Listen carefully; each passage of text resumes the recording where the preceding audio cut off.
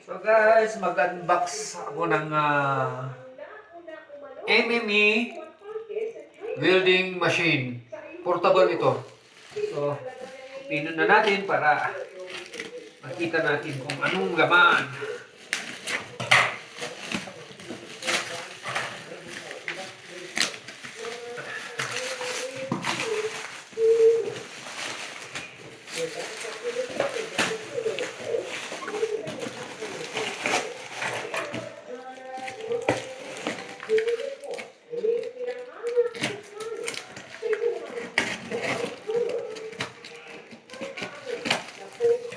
Yun.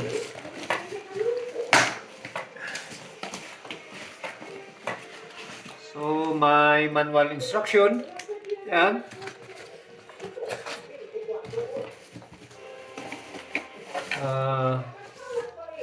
Handle ng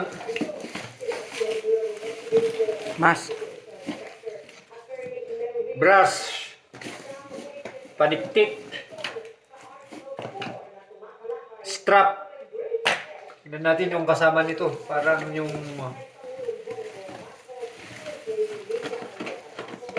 supporter niya. Wala naman. Bakit wala ngayon? So, ito yung unit, yung welding machine mismo.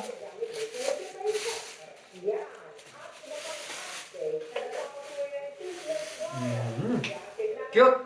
So, itong mga accessories niya muna. Ito yung kasama. Yan. Symbol mo to para hindi matalsikan ang mukha. Yan. So, ito yung positive at saka negative na linya niya. Yung pang ground at saka yung pang welding mismo. Ito yung pang ground, yung pang welding. Ayan. Tapos, siyempre may guantes. Ba't puti? Dapat black. Ano to? Ito yung salamin ng mas. Lagay mo dyan.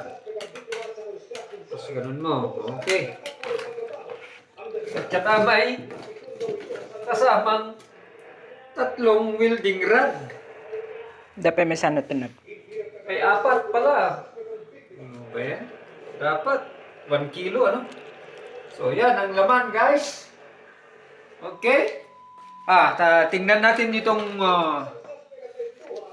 welding machine mismo. Maliit lang. Mas malaki yung nauna kong binili. Ito yung on and off niya. Yung cord papuntang 220. May fan. So, Yun. Wala na. positive at saka negative. No more, no less. Yun. At saka may amperes siya. Digital. Yung amperes. So, ayan. Okay. Okay?